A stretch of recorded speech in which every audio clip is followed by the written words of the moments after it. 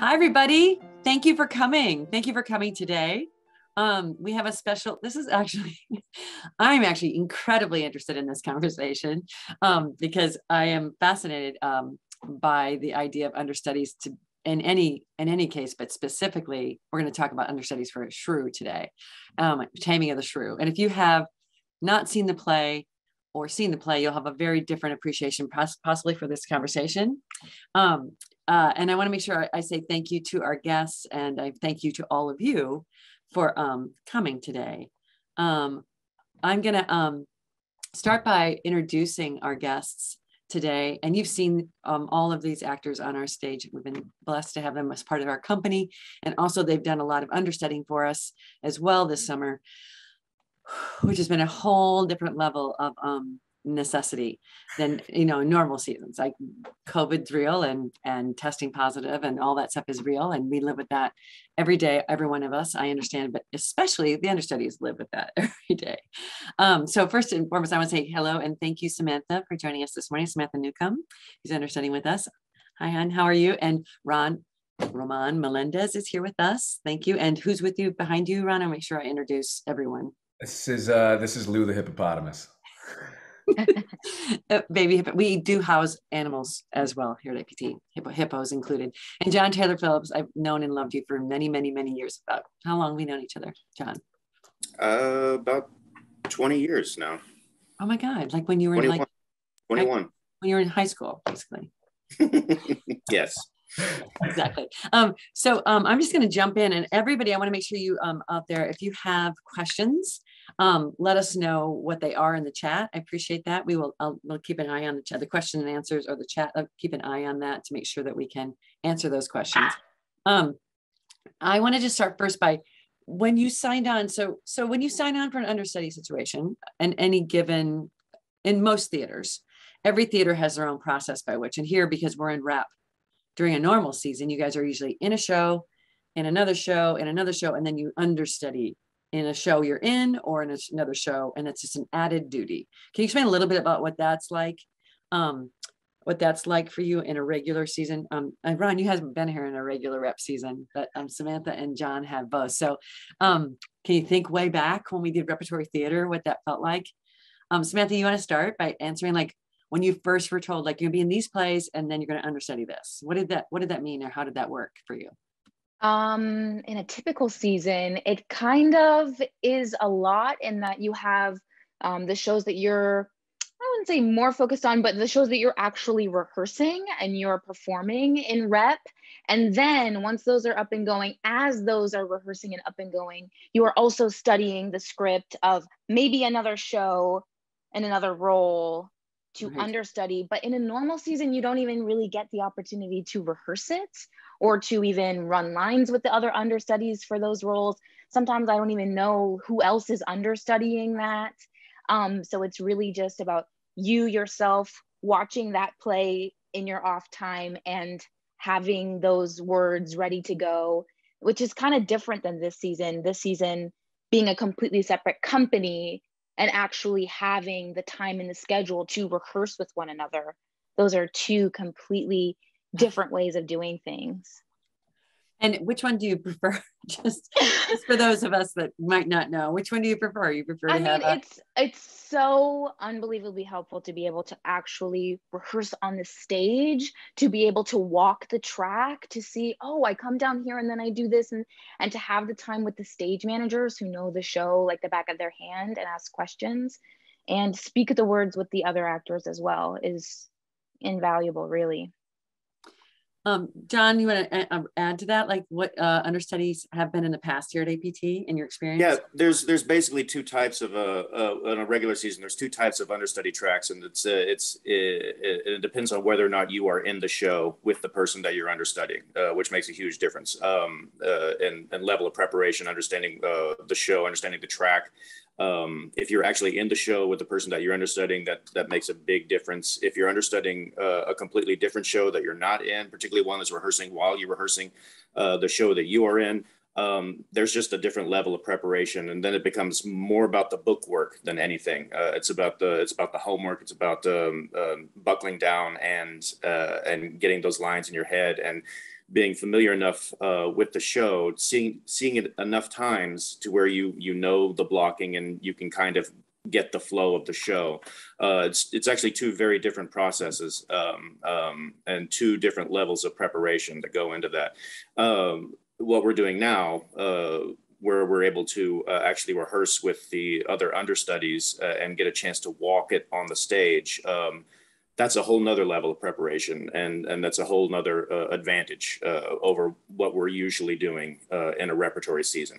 Yeah, we talk a lot about what it would take to have a swing company. And a swing company, for those of you who don't know, is a company that's in place for anything that might come up that are understudying that show continually from beginning of, like, usually from designer run through closing, right? And that company, that's their entire responsibility. And when we talk about that during a rep situation where you have 5 plays, the swing company is so prohibitively large in our world, just in housing. Like, we went through the whole thing about how much it would cost, and we try to put that aside for a second. And then we just talked about, do we have the place for people to live? And it became like, oh my gosh, it becomes a matrix. Just to give you some understanding out there why we have to do the understudies currently the way they are. And our hope is, and as we're moving forward, so it doesn't feel as inhumane as it actually can be. I have been in those rooms where someone gets a phone call, or I'm at a restaurant, someone gets a phone call, they have to be on stage because someone didn't make half hour, which is the 30 minutes. Maybe I want to explain that, how that works. So I want to explain like what the actual what can happen when you're understudying, like what the actual day can look like on a day when someone is called in. Yeah, I mean, you need to be, as an understudy, you need to be within a certain distance of the theater at half hour in case that happens. Half hour to showtime. I'm sorry, just to make sure. Yeah, half hour to the beginning of the show. So you basically need to be at least within 30 minutes of the theater, and hopefully closer than that by that time, because obviously you have to get to the theater and then you have to get up the hill if if it's up the hill. Driving you up the hill quickly at that point. Someone's met you and driving you up. Yeah, someone's probably waiting for you in the parking lot to drive you up. It's there are times when actors are just you put into a costume. You put into a costume. The show is probably going to start late as a result, and it's that is the worst case scenario for an understudy, is having no warning, and being thrust into that position that quickly. That is the nightmare scenario. Has anyone had to do that in your career as an understudy? At half hour? Knocking on wood as I shake my head. No. Yeah, I thankfully have never had to do it. However, I've been in a scenario before in a previous company I worked for where I was the actor who got injured, and there was about 2/3 of the play left. And my understudy was told, I was like, hey, Ron just sprained his knee. Can you finish the show? Oh, wow. And he was like, wow. Yeah. And all of a sudden, Pompey was different for the last third of the play. Wow. That's really wild. Intense. Yeah. Samantha, I've been called to go on the day of, but never like you have less than an hour to be on the stage. So it's really interesting because when you're asked to go on as an understudy, there are just so many different reasons why you might be put in that position to go on, and that therefore means there are so many different like time spans for you to like know, because sometimes it's this actor will not be able to do this particular performance, so I know I have a week or I have a couple days, and therefore they might be what we call a put-in rehearsal, which is the cast that is in the show now will do a rehearsal and plug me, the understudy, into the track that I will be running for that. And we will get to do it together. So those are really lucky if we know ahead of time that like, oh, so-and-so has to go out of town or book this or whatever it may be that you would know ahead of time. So I've been in those situations, and I've been in situations at other companies where like I was on the bus going home from the grocery store and got a call from the stage manager saying, you need to go on tonight, and being like, okay, cool. So it's always a surprise, and it's never two understudy experiences are the same. It's interesting as a person who has to make those phone calls sometimes, or in the past had to make those phone calls. It is the electric, even if it's a day ahead of time, or you hear someone's not feeling well and you're trying to call and say to an understudy, hey, just want you to know that this person had their back on Sunday and they have a show on Wednesday, and that, I don't know what that's like. That's enough to send the fear of God, right? I mean, you get those calls and you're like, okay, right? Now I want to like talk about your that feeling inside of this process, because we're here to talk about understudies and understudies for Shrew, and I can't imagine it's not more magnified because of the complexity of the folks' tracks in the show. Now there's 3 of you, there's 5 actors, and there's how many parts? Does anyone know 16 parts in the play? 16, I think. I know I'm covering 6 individual roles. And how many are you covering, Samantha? 4? 4. Tranio. So yeah, you're covering 5, right? You're covering Kate. I think it's telling that I can't count them right now. Yeah. I think it might be 6. It's also interesting in plays like this and in Shakespeare, because then you have a character and a character who's playing another character. Yeah. So that's kind of a different thing too. It's just so interesting like that. So like I'm covering the track that is Kate, and then right. I'm covering the track that Colleen Madden is playing, and that is Tranio, and then Tranio plays Lucentio. Right. But then it's Curtis and the tailor and the widow. So that might be like 5. Oh, I think it's more than 5. Actually, 5, 6. But what I was thinking when you said that, how funny it is. If you said to somebody, we'd like you to understudy Kate, that would be enough for someone to be like, okay, that's a big responsibility. Kate and Taming the Shrew, got it. That's yeah. Like you and Ron saying you're covering Petruchio. Like that would be a normal, like, oh, I'm covering Petruchio. Got it. And then you have all these other characters. John, do you want to speak a little bit about why it's not just all those other characters, as if they were individual humans that you were covering? Let's say you were covering 5 different actors in a show to play these roles. How is this even more complicated than you're covering 5 different actors in 5 different tracks, which would be a lot of understudy, right, for anybody in any given show? But why is it even more in this show? It's complicated in the same way that it's complicated for the actors that are in the production now, and that figuring out the language of the change, the character change, which happens, right there on stage in a moment. During the process, a big part of the process was figuring out the intricate, tiny ways that makes that change easy. Makes it easier for them to do, and that takes partnership with the other person on stage. Oftentimes, like a lot of times, the other actor is kind of covering for you in a moment, so that you can make that change. You're spinning behind them. You're handing off a hat or a headpiece in a certain way, and they worked that out in detail in rehearsal. So now now thankfully that work is done. But now it's our job to kind of pick up on what those little details are, so that were we to go on, we don't mess up the machine, for lack of a better way of putting it. There's tiny details in a way that Jim and Casey have worked out little ways between them that, like, okay, I'm going to turn this way and I'm going to hand this to you with this hand right here, so you can pick it this way and spin the other way. And it's little details like that are, those are the things that it's now our job to pick up on what that is and try and replicate it. And that's the life of an understudy. Yeah, it's like being trusted with a recipe and being like, cool, now you need to, like, here's the result, here's the product. Now it's kind of us to fill in the details. Like noticing Casey's changes between Hortensio and Lucentio. It's like, oh, at this moment, the hat for Biendello is folded in a very specific way in his back pocket, so that when you pull the Lucentio glasses off, grab the Hortensio sunglasses from the bottom pocket, I can put those on to put Lucentio here, so that can come off into this pocket, and Biendello's hat's right there.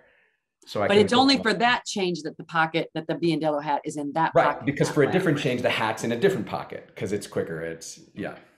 And so a lot of times with Shakespeare, the understudy lines, the lines are the big deal, like learning Shakespeare lines out of context without the context of rehearsal, meaning exactly what is the actual meaning. And when you guys know, when you make that meaning happen with that line, you own it and understand it and remember it in a different way. So a lot of times for the audience just for the audience sake, understanding and learning Shakespeare's lines is often more difficult than other understudies or very dense language plays like this. More difficult to learn outside of the rehearsal room, out of context, out of the context of learning it in your body while you're learning play. And that's a challenge on its own. But this is amazing that the ballet or the dance of it, the choreography of it, is a whole nother level. Do you want to talk a little bit, Samantha, about, is this something that you had a lot of experience of? We know, watching Jim Ridge and Casey Hoekstra, specifically those two actors, I watch them and I say, this is something they as actors have a set of skills that lends themselves to this kind of storytelling. Would that be fair to say? In my experience, there's some actors who have that's kind of their wheelhouse. I think Jim Ridge is maybe one of the best people I've ever met, and I've seen him for 25 years do this kind of work, right? So that's kind of I'm going to talk a little bit about what that actual skill feels like as an actor, and when and how you have. Is this something you've done a lot of? Kind of this kind of switching characters in a dime. Have you been in other shows like this? I'm just curious, Samantha. I have not been in shows like that, or ever had to really exercise that like super quick, like, oh, and now we're someone else, and now I'm someone else, and now I'm someone else. And their particular tracks are the two that really do that so quickly on stage in front of everyone, back and forth. And that's part of the magic, is that we're seeing it happen. Right. Whereas it's a little different I'm following Colleen's track, and she has a number of characters to play, but in most of her scenes, it's come on as that particular character, play that scene out as that character, right? Exit, come back as another one. So that's kind of a different thing of like, I get to be off stage, I get to clear my mind of that, I get to switch on to this thing, and now I'm in a new place and time as a new person. Whereas really like being on stage, and I literally just take this hat off and now I'm someone else, and I put this hat on and now I'm someone else, it takes such specific skill to be able to, and for it to be us as the audience, it's so clear. And that's like the magic and the skill of it, is for those actors that we watching it, it's so clear. And we, even though it's a little bit chaotic in that it's just it's so big and so much is happening, we are following, oh, now it's this person, now it's this person, now it's this person. Like, that's pretty amazing. And I can't say that I could jump in and do that. I wasn't that kind of actor myself. I mean, the thing you talked about going backstage and being able to, okay, now for the audience to understand, like, yes, now I'm going to get the core sense of where this person lives. I'm going to get the core sense. You want to talk a little bit about that, guys? About, like, I get, Samantha, that would be what I would be like, thank God I have backstage, and now Curtis walks like this. Right. And even if it maybe is not a long time, like, you have at least those moments of like, I get to put on this new costume piece, I get a second to breathe and collect myself, and now I'm out. New intention, new person, new place. That is, while not easier than immediately, and tracking that. I just think that's so amazing. But yeah, for me, it's like being able to collect my breath, being able to, think, where am I now? Who am I now? Oh, I live like this. I'm this person. I'm about to do this. This is getting that moment to think about where I am and where I'm headed and who I am, just for a split second, is so helpful. Okay, so John and Ron, you guys don't have split seconds. You actually literally have a split second. That's it. The fractions. Second. So talk a little bit about that, Ron, what that feels like, or what that is. I personally love Love that challenge. It's so maddening, but there's a sense of, because it is entirely chaotic, like Sam said, but knowing that it will be chaotic and not seeing the chaos as an impediment as much as there's a part of the spectacle to it of seeing someone do that. Where it's and I've been so grateful to have folks like John who also assistant directed the show, and we've had some stage managers in the room to point out. So there are those tiny little details. So like for example, I feel really grateful that before I was in a really like a 40-minute Romeo and Juliet where I played Benvolio and Tybalt. So the show started with me arguing with and beating myself up. So it was like, put up thy sword. Do you know not what you do? What? Draw on and talk of peace? Oh, please, and that. So like noticing the little details, like JP said, it's like when Casey changes into Lucentio, he does the flip, but then there's this like putting all the glasses up and Lucentio lives up here. And when you change into Hortensio, there is a split second of sinking into your hips because he lives in a little bit of a deeper place. And making like jumping through those hula hoops on a split second is a challenge that I really enjoy. I think there's also a side of me that's like, being born and raised in Puerto Rico, being bilingual, it's like there's a Spanglish brain that I have that operates in me that like, if you hear me talking with someone back home, I've had friends that are like, how do you do that? Because I'm talking with my brother and I'll start a sentence in English, midway through the sentence, I'll switch to Spanish, then I'm talking in English again, then I'll finish the thought in Spanish. And so it's the ability for the human mind to jump through those hoops. And then our work, like Sam said, of all the specificity of, we take that chaos and we find our through line so that when the audience sees it, it's like, oh, sure, that one person was 3 different people in the span of 3 minutes, but we still get the story and we're able to follow along with it and not hiding it, but like in exposing the craziness and the chaos of it is a means in itself. Like the chaos is an extra character. Right. John, you want to talk a little bit about you helped develop, you would go in a room with Casey and Jim and say, I knew you did this for me. The reason I had the idea with Shauna was I know when you helped me you were in the play, but in Born Yesterday, where I'm like, what's happening? Why isn't it funny when she puts the cup down and stands up? Or why was it funny before? And you're like, because she stood up and then put the cup down. That kind of math. I mean, you've always had a brain for, and I know you love that Flea and Rear, genius work in that show. And it was all about timing and all about math. And some actors don't know the math. They just know instinctually how to make something funny, but you actually watch something and figure out like, no, 2 + 2 is not 4 in this case. Right. So, yeah, no, I've always been really passionate about comedy and I love the math of it and I love figuring it out and why, why is 3 funny? Because, 1 is an instance, 2 is a coincidence, but 3, it sets up a pattern. So now it's a pattern and that's why 3 is funny. What we discovered with regards to the character change, the language of the change, is that we discovered that it was all about that shift. Part of what Ron was talking about, that shift that Casey into Lucentio, he kind of goes upright and kind of pushes his glasses in, and then when he switches to Hortensio, he's more down. But it's that shift into what I call the portrait of the character. And I think the key, and I think the actors in the show really discovered this, is leaning into that can be your friend in a way that there's no getting around the time that it takes to change into the character, and the audience is watching that time go by. But the shift into the portrait in a way kind of buys back most of the time that you just spent on the change. And leaning into that, there are times when Jim has to change very quickly from Bianca, which he has this headpiece that he wears for that.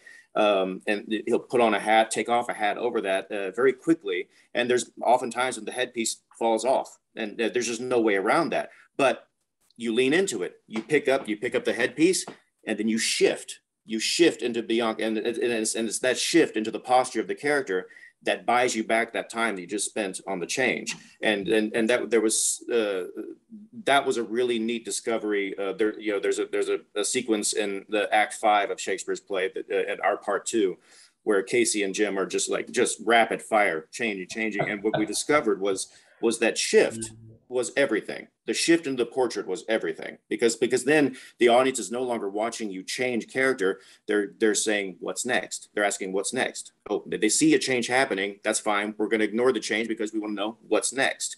And so that was kind of that's what I call the language of the change for this show. Is everything. It's everything. And the shift is really key. And you just lean into the chaos. There was a performance where, this doesn't really have anything to do with that, but there's a performance where one of the lenses in Casey's sunglasses fell out.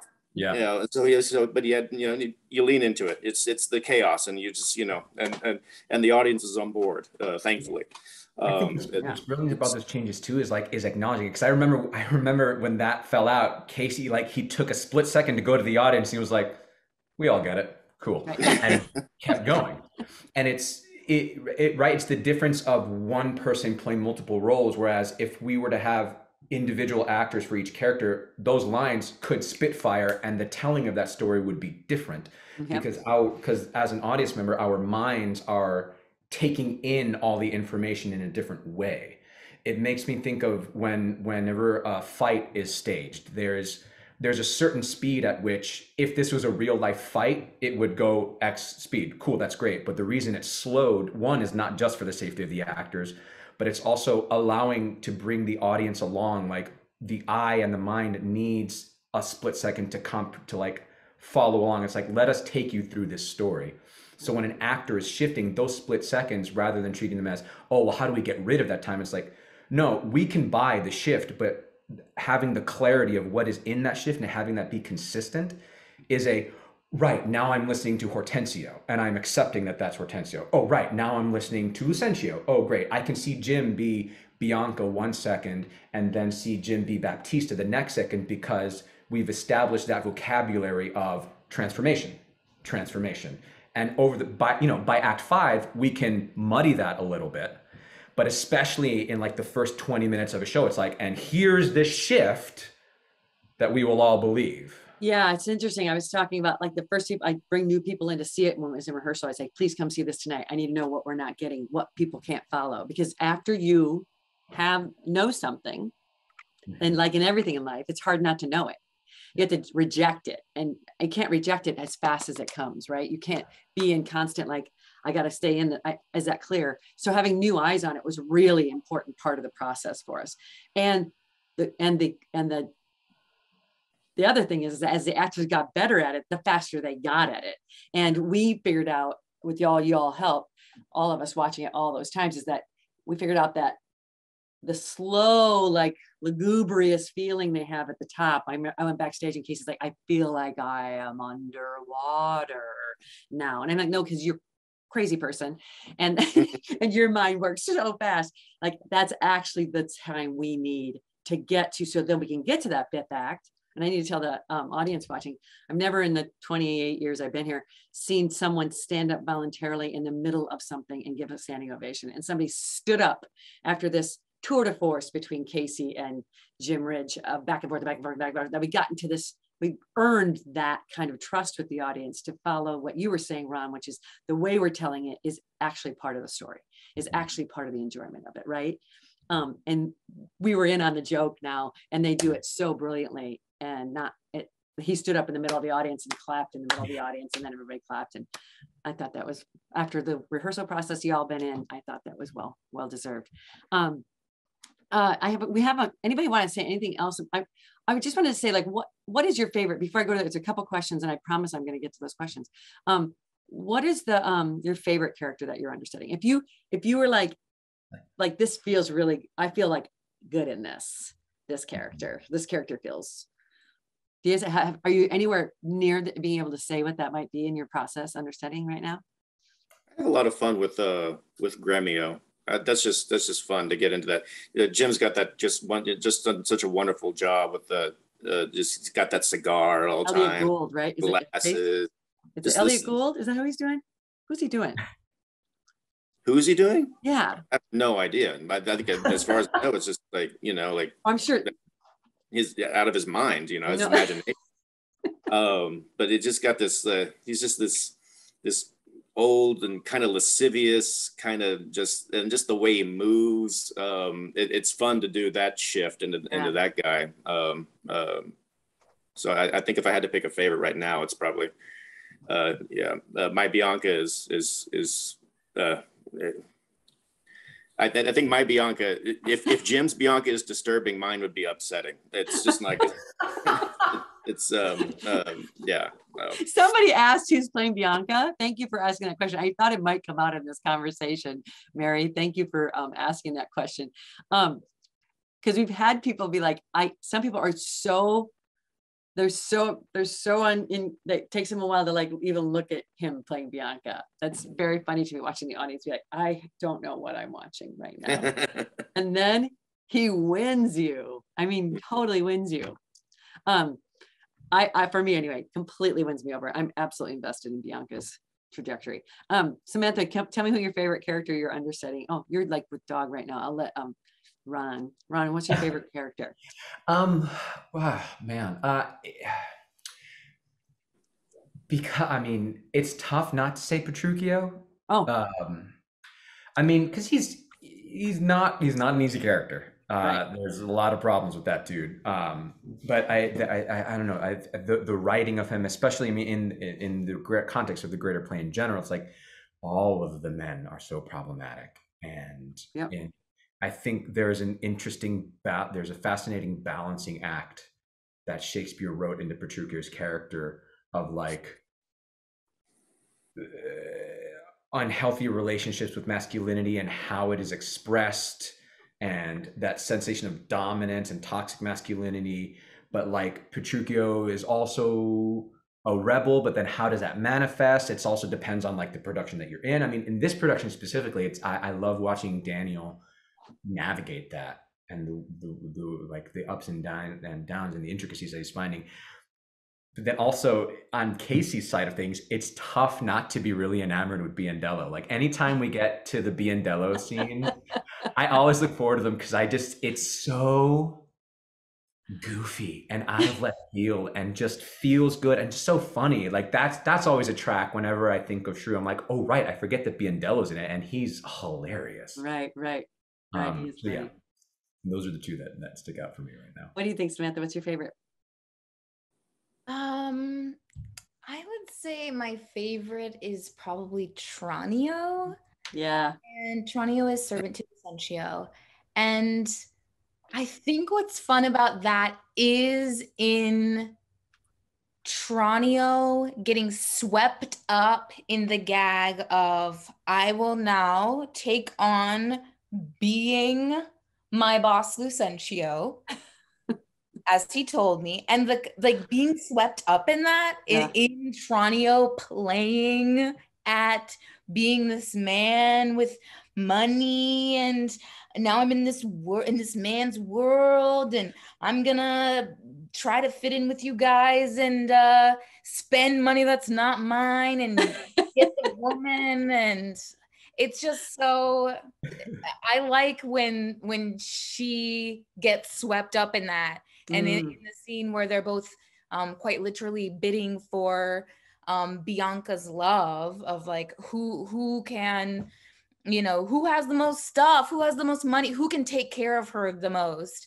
I think that that is funny, of like, I'm just pulling stuff out of the air. I don't know, 2,000 ducats. I don't know. I have 12 boats. I just think that is so fun. Yeah, I agree. I think that's I'm glad you said that, because I think that when Shauna talked about a woman, so there's a whole conversation about how do we like do what we're trying to do with this play. And we talked about it for hours and hours and hours and hours. And she's talked about it for 10 years. How do you make the patriarchy so obviously problematic in every instance? Do you only have one woman in this play? And we talked a lot about that, because if you have all these people, all these men, because Tranio effectively becomes problematic at some point, when he starts to, and then he has to get back to like, oh, wait, what am I doing? And having a woman play that was talking about it being a man or a woman became a very interesting conversation about Kate being the only female in the play, like the only actual female in the play, gender specific female in the play, And I really am glad that Shauna kept going with this, because then she could, what you just talked about becomes another way that the patriarchy affects women. So Tranio gets to do this thing, become his boss. And what does he have to become his boss? Problematic, really problematic.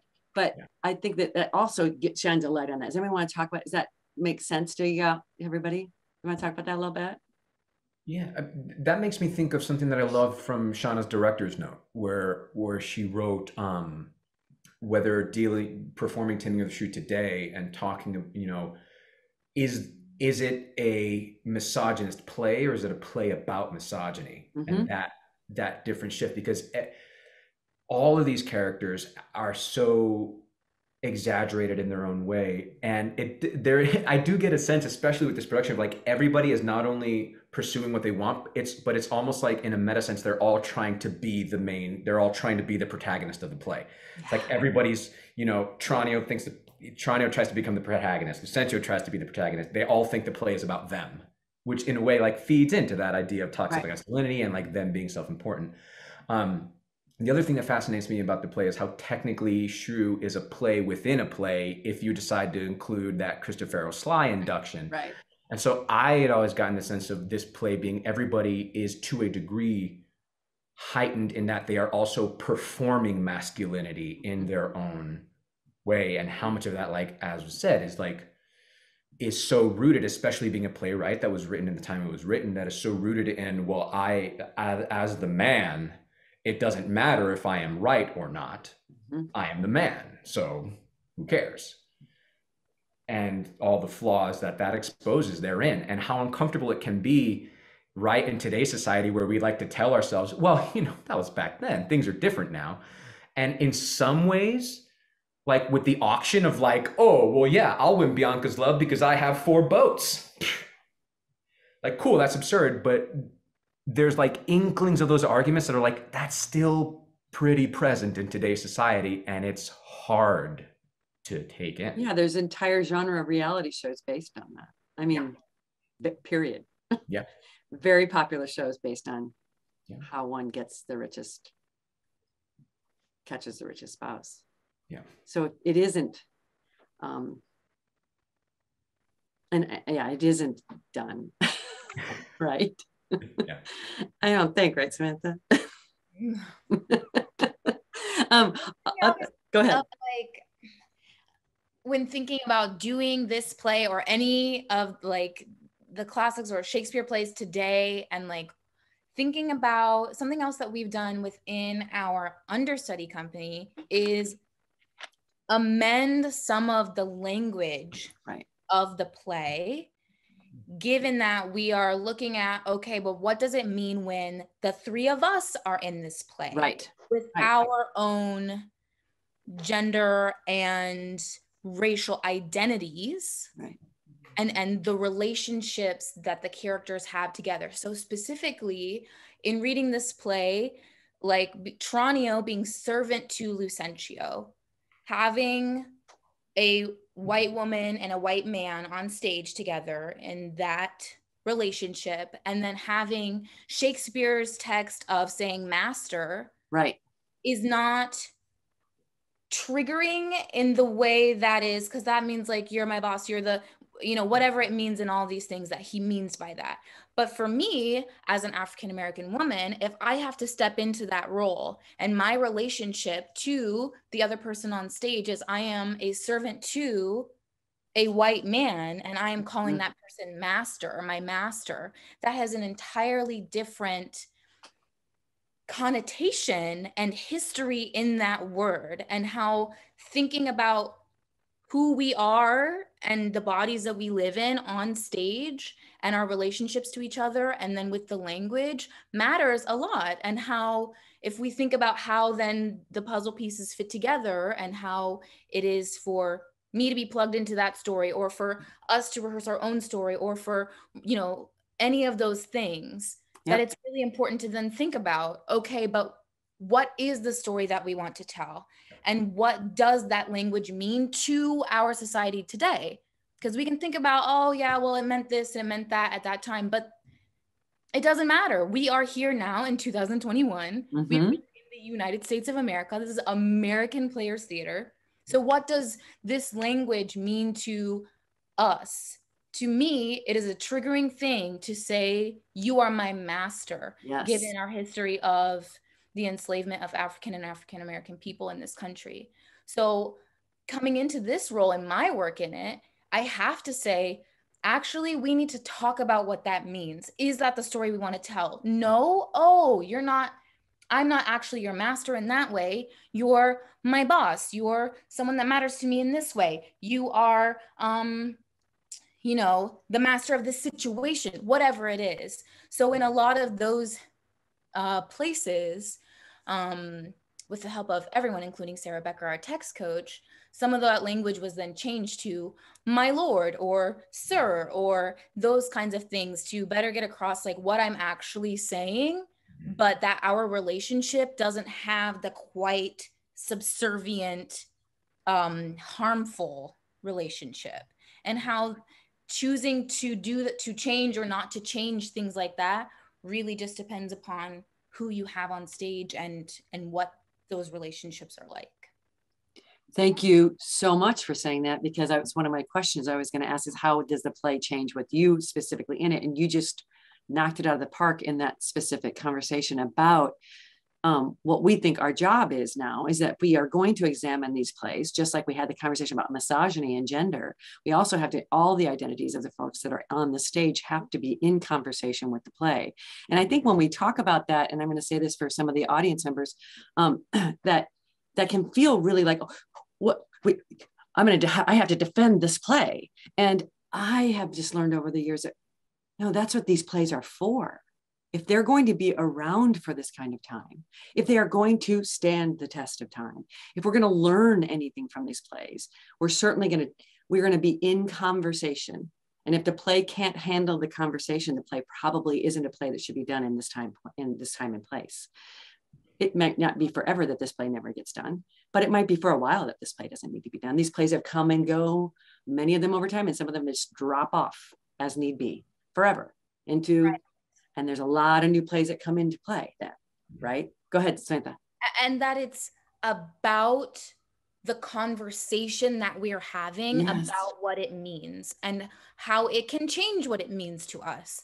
But it's not just about, let me take these words and get it out of here, and we're going to pretend that those words weren't in there, and you know, there's some sirens going on. It's about us having the conversation of, it's written like this with us. Lou is howling.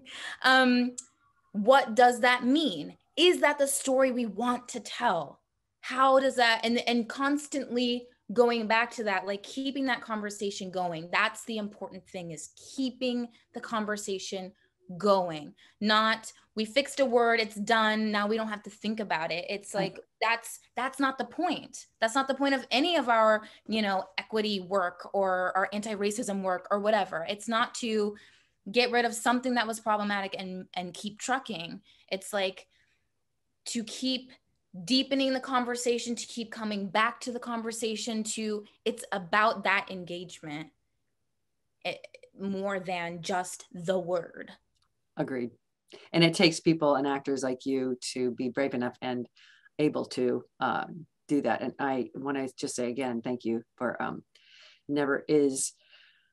it never can be spoken enough in the public forum and in private, that the people that choose to work on plays that are written for white people, by white people, the actors with the extraordinary fortitude and interest and curiosity and talent and service, let's be frank, to serve in the way you do, it's a very different set of responsibilities and with a lot more burden in a lot of places and spaces. And what our job is, and what I think APT's job is making sure that we are trying to make that space as able and as clear and devoid of anything else to make it difficult, so that we can have those conversations and that we can be invested fully in a play.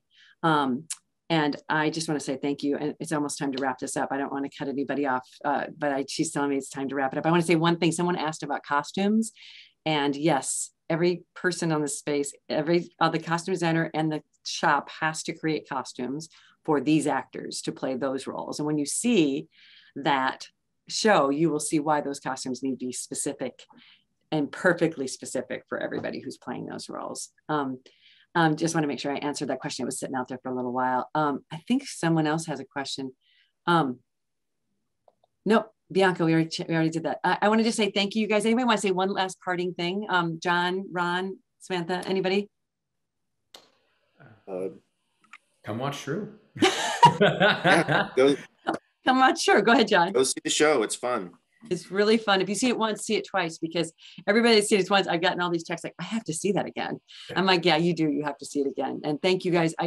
There's no amount of words to say thank you enough for what you've undertaken and how seriously you're taking it. Thank you so much. We really appreciate it. And keep learning those lines and where you put your hat and where you put the pocket. All right. Take care, everybody. Thank you. Thank you for joining us. Thanks.